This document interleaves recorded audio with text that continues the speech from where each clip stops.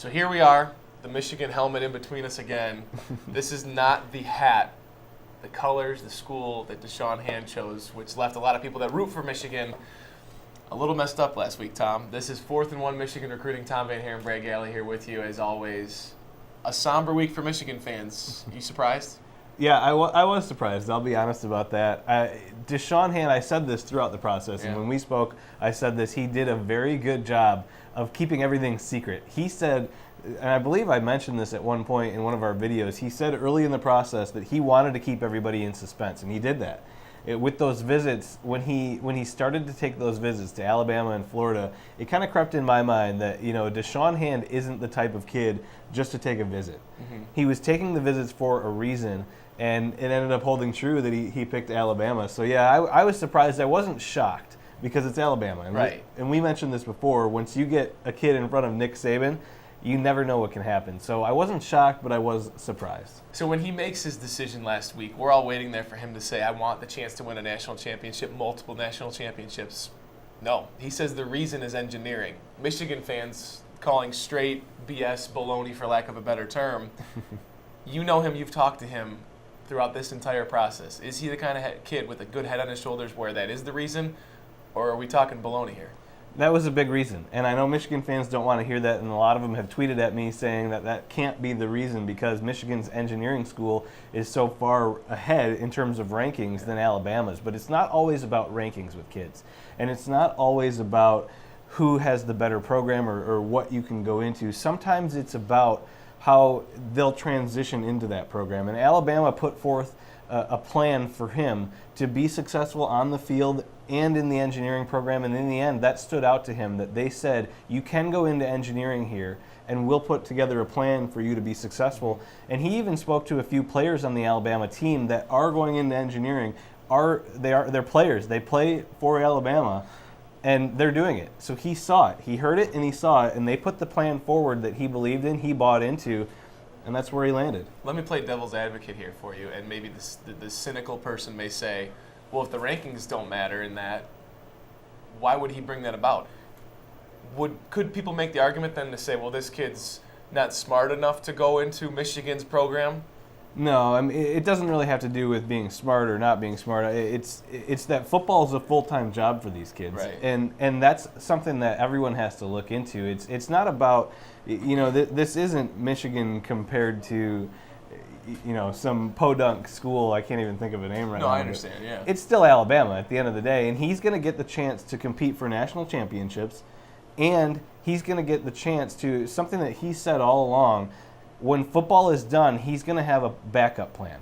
He'll have an education, whether it's from Michigan or Alabama. At the end of the day, for him, it's probably not going to matter that much. And if he couldn't go into that at Michigan, if he couldn't go into engineering, or if he couldn't get it done there, then the point is moot anyways, because he wouldn't graduate with an engineering degree from Michigan. He's got a plan set forth at Alabama to help him make it through that program, because football in college at a high level, a kid like him that wants to play, that wants to be a starter, you have to be able to balance all that. That's difficult, and that's something that the fans don't really look at when they see the reaction and they see the decision. I think some people may knock the SEC for the education or the lack of education there, but when you look at it, these coaches, their first and foremost priority, they may not say it, but deep down within, they want to win, and they want their players to come there, like you said, to come in as a full-time job. That's no more evident than it is in the SEC, without a doubt. I think everyone knows that, sees that, the results are right there. But in my opinion, from watching him, from talking to you, from reading everything we've watched, from seeing the videos, the documentary series from the Washington Post, this is a kid that was in the driver's seat all along. He's a talent. He's a top-tier talent. And he knew as one of the best players in the country, he could go and kind of set forth his own path. It wasn't just a football path. And is it welcoming to see a kid that's smart enough to know that I can go win 3 national championships, go be a first-round draft pick, and, oh, by the way, have this backup plan? Yeah, it is a little bit. It's not what Michigan fans want to see. It's not what they want to hear. But for him, that's a best-case scenario. And we knock kids, and I say we. I don't really personally do it. The public knocks some of these kids for some of the decisions they make, and then there's documentaries on ESPN about NFL players going broke, and how education really isn't important to these kids, and we should just let them go to the NFL. And then when a kid does make a decision for his education and for his future, they knock that too. So there's no win for some of these kids. And I think it's a precedent that was set by those NFL players, by Sure. professional athletes, Sure. that we see that and say, "There's no way." right. I'm not going to believe it. There's no way. Like, I'm quitting on this guy. There's no way he can be real. So, is it surprising? Yeah, but I think from everything you've said, he's a smart kid. He knows what he's doing. And he's had control of the process the whole way. And that was, someone asked me, was he one of the more unique prospects for you to cover? He absolutely was, because he knew what not to say and what he should say. And the knowing what not to say, I think, requires a little bit different intellect and a little bit different kind of person to know not what to say. At 17 years old, he knew when to say it, when not to say it, who to talk to, who not to talk to. He was wearing certain things at the right time to throw people off.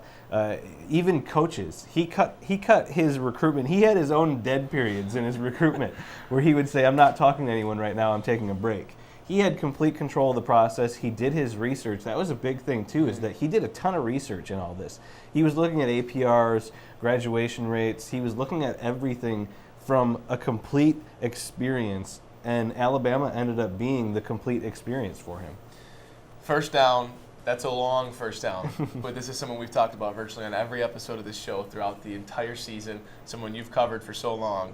It's over now as far as the recruitment commitment goes, but Michigan now has some holes to fill. And still, I mean, that we talked about a contingency plan, what they do if he comes, what they do if he doesn't. He's not coming. Right. So second down, what's next for Michigan? Well, Malik McDowell is still on the board, and he's a different prospect than Deshaun Hand is, but he would still help. He's an ESPN 300 guy. He's a big in-state prospect, but it does look like he's going to start taking some official visits.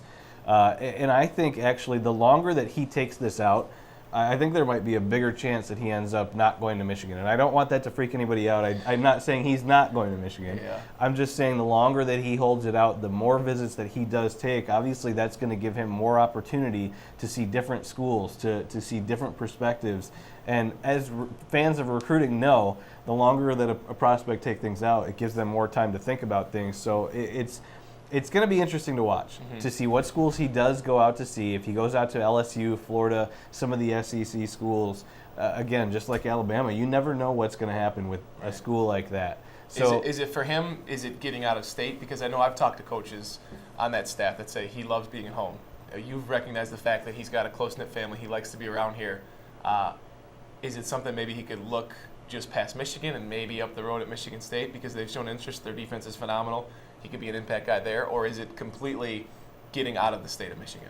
Well, I think Michigan State has a very realistic chance too. I don't discredit them at all. I do think the appeal to some of these southern schools is there. Some of the defense. Even for him? Sure. Okay. The appeal. Yeah. There's interest, and that he wouldn't take visits if there wasn't. He's the type of kid that I don't think he'd waste anybody's time. He wouldn't waste his time to go down to an LSU or Florida or a Southern school just to see it. So there is interest. He's got interest, and that's why I say the longer he takes it out, I think there's more time for him to actually think about that and digest. Maybe I could go south. I still do think he wants to stay home.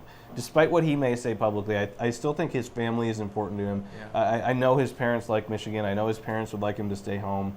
This is going to be interesting. His process has been a little bit up and down in how it's gone, and where I felt there was a time where I thought he was going to head to Michigan, and I thought he might be ready to make a decision early in the season. Right.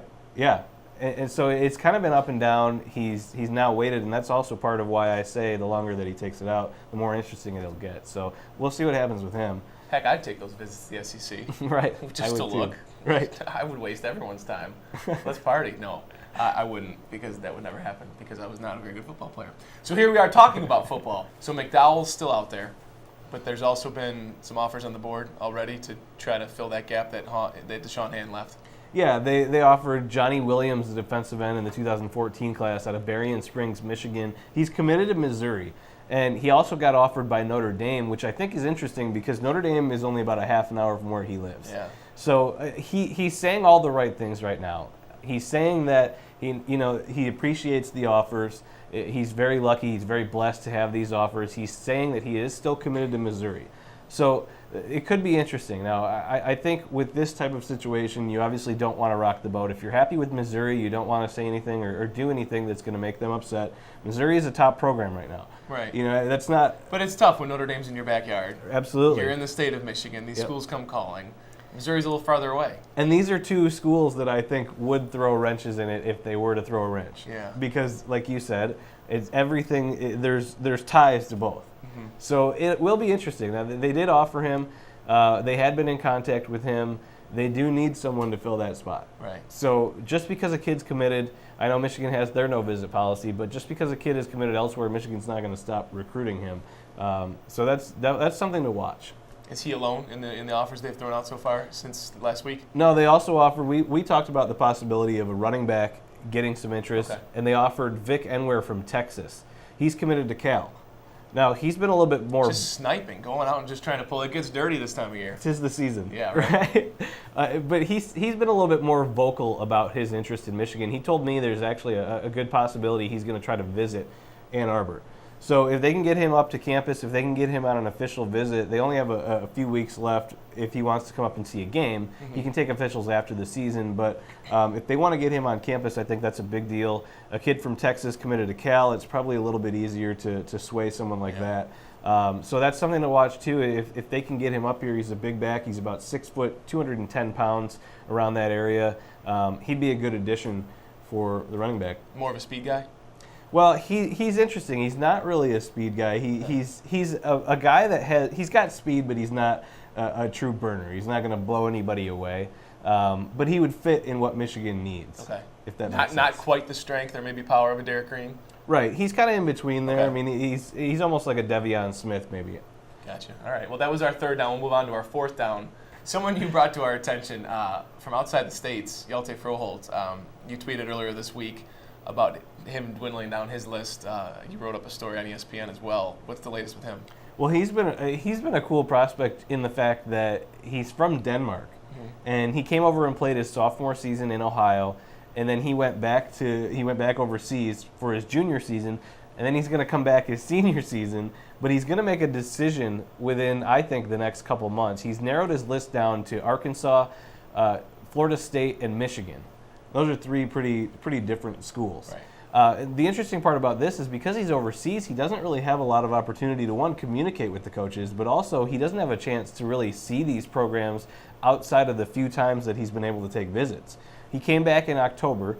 He took visits to Michigan, Florida State, Auburn, Alabama. A couple others were in there as well. Those visits were ultimately what helped him get down to this final three, and I think this might end up being his final list. Who knows? He could narrow it down to two, but these three schools, it looks like Michigan has a real shot. He camped at Michigan. He knows Brady Hoke and Greg Madison.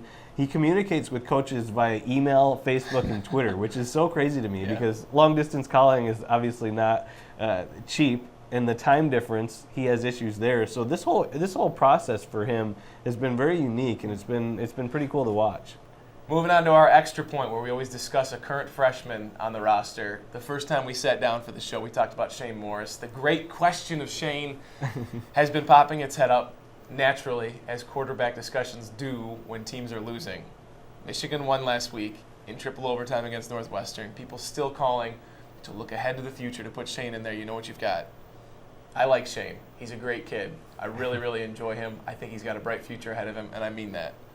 But you have Devin Gardner next year, and I really don't think Devin Gardner's been the problem. What are your thoughts? Right. Well, people calling for Shane Morris right now, that brings up a lot of issues because you have 2 games left. You're facing Iowa, and then you're facing Ohio State. I guess I don't understand the purpose that would serve throwing a true freshman into those games. You know, it causes problems from the fact that you're benching Devin Gardner, who, like you said, is coming back next season, who's going to be a fifth-year senior in the system. He's going to have a lot more progress. He's going to have a lot more development time to really gel with Al Borges as the quarterback. And an offensive line that's got a whole year under their belt. Right. Maybe not a successful year, but at least experience. Right. And if you replace him now, what does that say for next year? Right. I think Al Borges has mentioned this a few times. Devin Gardner, his confidence level, we saw him throw some interceptions early on in the season, and it seems like he's been not throwing as much and maybe taking off a little bit earlier than the coaches would like. So I think confidence for him is a big thing. So if you pull him, you're probably shooting down a lot of confidence in that guy. Plus, you're putting a true freshman in that situation. Do you really want a true freshman facing Ohio State, who is just looking to ravage teams right now to try to get in the national championship game? Well, and some people would say they're going to lose anyways. Why not give them the experience? I think, again, Devin gives you a better shot next year, keeping him in there. His head is clearly something you need to be conscious of. He's a great guy. He's a leader, without a doubt. And I think he's your leader next year. I think if Shane was better, they would play him now. Well, I think at this point they believe in Devin. And no coach goes into a game and says, well, we're going to lose anyways. Let's just start playing other guys. No, there's no way. Yeah, so I completely agree. And Devin Gardner is going to give you the best shot to win right now. And that's what they need. There's still a lot of season left. You beat Iowa.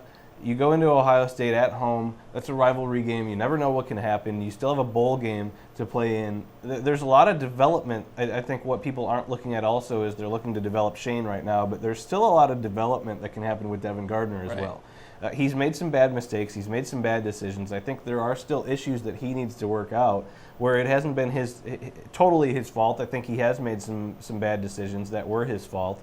Maybe he can work those out in some of these bigger games. You let him play against an Ohio State. You let him play in a bowl game. Maybe he starts to develop a little bit more going into the offseason with some confidence. Right, without a doubt. Don't think we're just sitting here agreeing with each other on every point, because we don't agree on a lot.